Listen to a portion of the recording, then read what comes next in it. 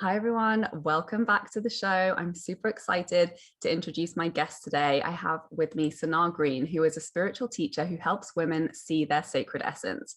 She reflects and nurtures the divine potential of others, and her purpose is to support the reestablishment of the divine feminine into our collective consciousness and to show the divine as an accessible state of being in everyday life. She is an urban nature lover, Reiki master, feng shui consultant, environmental educator, and community activist. Sanaa uses her voice to speak resonant energy into the world through her Center Her Power podcast, as well as a new 50-minute podcast called Mawu Goddess Stories. Thank you so much for joining us today, Sanaa.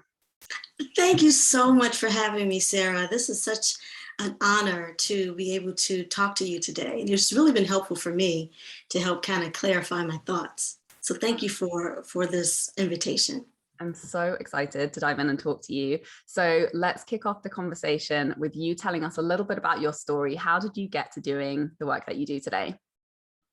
Well, my father passed away in 1997. And at that time, I was working in New York City at an advertising agency. And I was like, there has to be more to life than this. So I started searching for my purpose. And then as over the years, I've been learning more and more about who I am, what my gifts are, who the creator is, and then how I can be of service in the world. So I've had a variety of jobs, and now I think I'm really focused on the core of my being, and am getting more comfortable with speaking from that place. Amazing. And what is it that is lighting you up the most at the moment in the work that you're doing? You know, I'm so excited about this whole podcasting world. My degree from Howard University is in communications. And when I studied communications many, many moons ago, this whole podcast didn't exist. And the whole system of being able to have video meetings and all the technology didn't exist. And so I think I've kind of come full circle. Even though I studied communications, I really hadn't planned to be in front of the camera. My major was production, and I was a theater production minor and a stagehand. And I never intended to be in front of the mic or in front of the camera. But still, I kept hearing that my voice was a part of one of the gifts or the tools that would be used by God to bring forth whatever the creator wants me to articulate. So it's been an interesting journey. Yeah, I would love. And I'm really feeling, I guess I should say, I didn't really answer the question, but what's really lighting me up is not only the podcasting, but the access we have to tools to be able to share who we are. And I'm really excited about the energies, the healing energies that are presenting themselves and are coming every moon cycle into the earth, that are helping us to excavate our issues, our challenges, our traumas, and provide healing to them. And there's so many people who are sharing healing information in the world and I really feel like this is my time. So that's what's really lighting me up. And I want to be able to share what's lighting me up with others so that they can also feel connected to their divine selves and express that in the world. Yeah, I totally resonate with that. And I know so many other people who are listening will as well. So I would love to dive a little bit more into your specific journey of, going through that process. Like you said previously, you felt like, you being in like up front and center and really using your voice as a tool in your work wasn't something that you were initially considering. So what was it like kind of going through that transformation of realization and really stepping into that, and kind of, I would imagine you had to overcome a lot of mindset shifts in order to step into really fully embodying your message in the way that you're doing now? Well, actually, the shift is still in process. Let's say that. So when I was growing up, I distinctly remember my mother telling me not to speak, or that I said something that had offended someone, and to just just say as little as possible. And so I spent years being wary about what I was saying. Working in corporate America, and the whole notion of how people say one thing and mean another was always put me off center. And so I was always worried that I would say the wrong thing. And then what ended up happening is I was suppressing what I was actually feeling. And then something would blurt out at the absolute wrong time and said the absolute wrong thing. And the piece that really was the most challenging was that I felt so badly about it.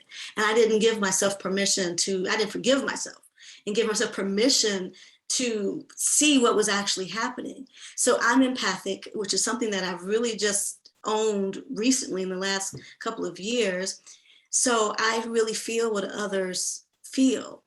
And I've worked with children, and I'm realizing that I have to be very particular about when I work with children, because if they're upset, it's really hard for me to keep myself grounded and focused and not get caught up in what they're feeling.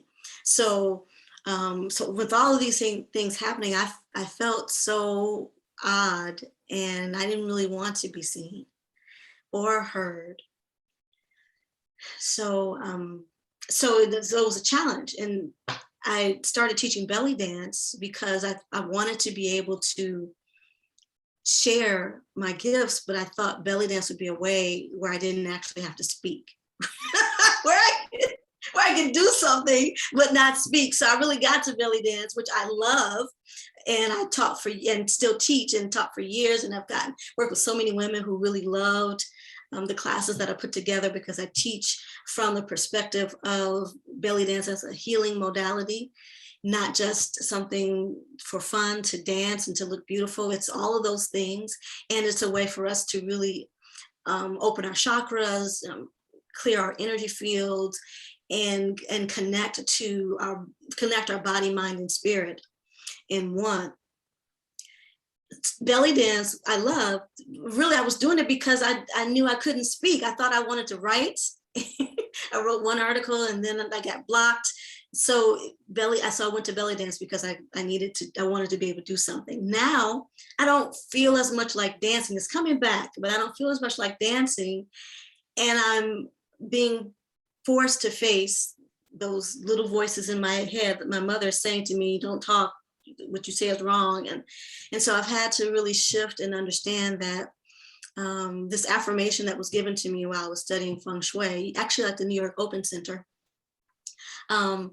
is unlimited love flows through me constantly, healing everyone. Unlimited love flows through me constantly, healing everyone. So if that's the truth, then what I say is imbued with love. It may not reach you in a way that feels loving at the onset, because if you have trauma, or if you're in the process of healing something, the idea or the concept or the topic that I present or say may not feel like healing.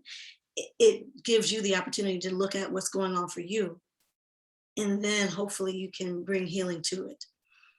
So it's taken me a long time. I thought about starting a podcast in 2015, and I was in a bad relationship, a job that I didn't really like, I didn't feel valued in. And it wasn't until the pandemic, when I was quiet and everything in the country was quiet, that I really started to hear my voice and hear that who I am and what I have to say is useful to the evolution of humankind. So I may not say it all at the same time. I'm still growing, like I said, and actually speaking. This is, I think, one of the first interviews that I've done. So thank you, Sarah. So it's definitely still a journey in rewriting the idea that to be intuitive, to be a healer, is something to be shunned. That, and I latched on to what society was saying when they burned witches. They were, someone posted on Instagram today, why is it that when the witches were burned, that the witches were vilified rather than the people who burned the witches. So this is a great time, and I think it was only in this time, and this is the perfect time for me to come forward, because so many people are open and receptive to the gifts that I have to share. I So don't know if I beautiful. answered the question. Did that? Perfectly. Yeah. I Okay. think it's such an amazing topic. I love this topic so much. And, you know, particularly the fact that you started out this conversation with, you know, celebrating the access to tools that we have, because, you know, and I'm sure you've experienced this too, like a tool can feel so accessible and so challenging at the same time, right? And like now everybody has the power to be a creator, right? Most people have some kind of a smartphone that records audio, that records images, that has access to immediate audiences of thousands of people on free social media channels. And so we really do have this capacity to connect and share our message in a way that, you know, women of previous generations just never had available to them. And it can literally be instant. You can literally pick up on your social media channel, hit play, and reach people with a message. But it's all of that internal work that you're talking about, in literally undoing all of those, you know, spoken and unspoken stories that we're holding inside of us around why it's not safe to share, and why it's not safe to be visible, or why it's not a good idea, or why it's dangerous. And to, you know, in the act of doing that, of sharing your message, we are unwriting those stories. And, you know, it's in you doing that and going through that journey for yourself. That's the goal that, you know, really allows so much healing to reach others as well, and to allow your voice to be added to the spaces where the stories that you have to share haven't been able to reach the people that so need to hear them. And so it's just such a unique journey, and all of these very real and challenging resistances can you know, crop up in our relationship with these tools and social media, and our relationship to our own voice, and our, you know, what can feel really challenging to share certain parts of our story. And really, just like you say, doing that work really is overcoming that generational trauma that we carry literally in our DNA, of, you know, whoever our ancestors were, who were being burned at the stake for being healers, or for, you know, sharing their truth, or for standing up for things that women value that there wasn't space for before. And it's yeah, it's a unique and can be very challenging, but also super, super rewarding journey to be on. So thank you so much for sharing that. You're welcome. You really encapsulated that well. And you're right. We're all in the process of healing, regardless of what role our ancestors may have played in history. Now is the time for us to allow healing to come forth in every way. I mean, I may have thought of myself as a victim, you know, as a victim in my own life and in history. And actually, we all have been impacted by what has happened historically to women. And women, you're right, it's actually coming forth and speaking out is rewriting that history. So I hadn't thought of it that way. Thank you for sharing that. Yeah, and I think, you know, that's also just like the important role of healers in our society, is like you have the access to the level of understanding that helps us to move through that. Because I feel like no matter who we are, with every generation that comes through, we're always evolving, right? It's like the human DNA is always evolving, it's always shifting, it's always changing. And that's just a part of that work, is to undo the patterns that protected, you know, generations past, or that they developed because that worked for them then, but we don't need them anymore. Like, we don't need to protect ourselves in the way that, you know, when we were cavemen and women, we needed to protect ourselves. And when we didn't have Google Maps and things like that to support our modern lifestyle, which give us whole new levels of freedom. But so often we're just operating on that like ancestral operating system that can create so many problems for us.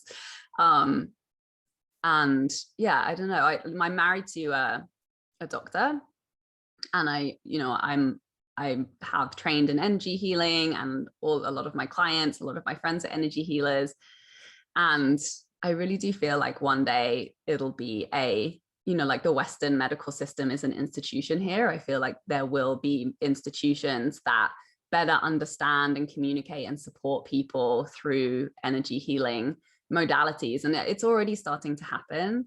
But like, what's your relationship to like the energy healing work that you're doing and the modalities that you're using to support people to like you say, embody more of a divine feminine energy in their way of living?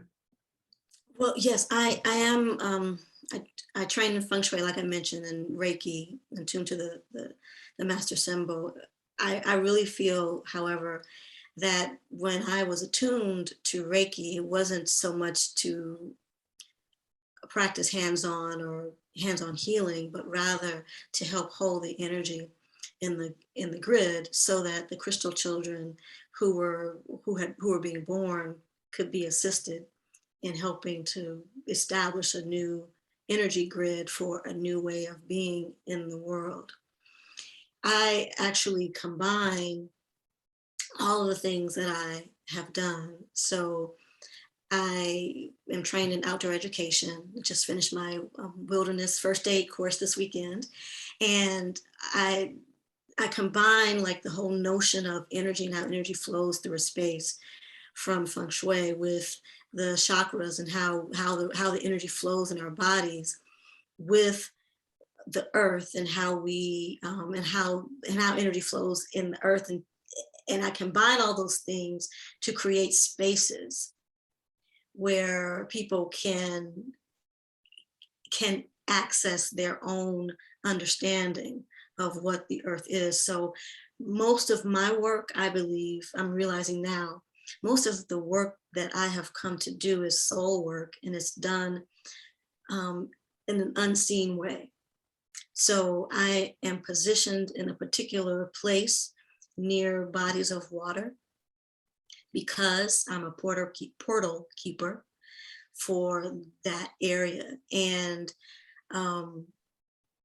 so whereas I may play the singing bowls or sing or speak, and that's the next iteration of how I'm utilizing my vehicle, my body, my voice for healing. It's really more igniting the idea of who one is in someone's psyche. So what I've learned, what people are telling me, is that through talking to me or hearing what I say, they remember who they are. It's not really something that I'm doing on a conscious level, but they remember their divine essence and who they are.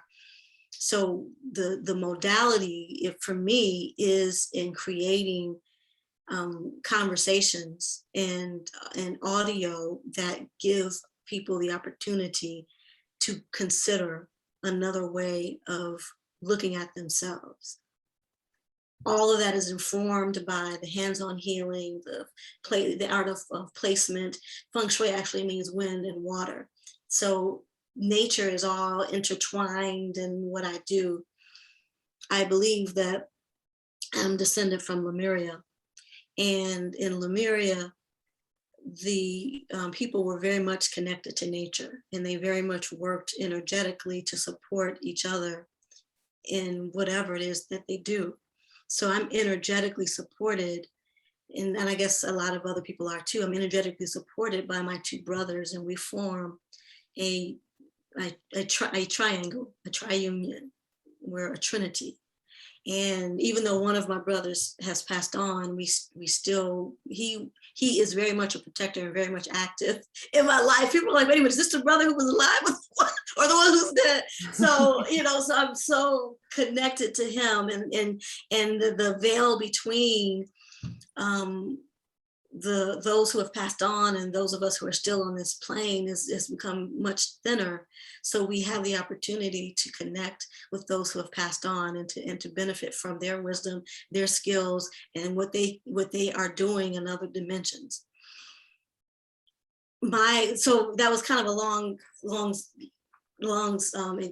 long answer, but what I'm doing, I think the most impactful healing that I'm bringing right now is in remembering who I am, and then creating spaces to help people to remember who they are. That's so beautiful. Thank you so much for sharing all of your wisdom with us today. Can you tell us a little bit more about where people can find you, what you've got going on at the moment? Yes. So I have a podcast, Center Her Power podcast, which is really doing well. I'm really excited about how that's moving forward. And I decided to start a new podcast. I got so much positive response from a story that I read, a story of a goddess that I read. So I'm starting a separate podcast just for stories of the goddess, which is like you said, it's called Mawu. And it's only going to be about 15 minutes. So it's something you can listen to on the way to the grocery store. And I'm actually developing a course called Belly Dance for Earth and Soul, where I'll be combining connecting to nature. So things I've learned as an outdoor educator and an environmental educator with belly dance and feng shui and Reiki, and putting those pieces together so you have a somatic method to move and to connect to your spirit and to the spirit of the earth and the spirit of the cosmos. So Belly Dance for Earth and Soul course is going to be online. That's coming up, and I'm really excited about that. And I think that's it. And then you can find me at my website, which is Center Her Power. The name of the organization that I work under that I started is called In the Center of Her Power, meaning being able to connect to the aspect of yourself that is true, the truest version of yourself, that is power. So in the center of her power is looking to captivate, excavate that aspect of myself, because it reminds me of what my goal is, and whoever listens to the podcast or is involved in any kind of course that I might offer. So centerherpower.com. You can find me on Instagram at centerherpower and on Facebook at In the Center of Her Power. And I'm hoping to hear from some of your listeners. Yes, that belly dance course sounds amazing. Definitely keep me in the loop for that. That sounds I definitely will. Thank you so much, Sanaa, and thank you everybody for watching and listening. Please subscribe and like and leave a review, and I will see you next week. Thank you. Bye.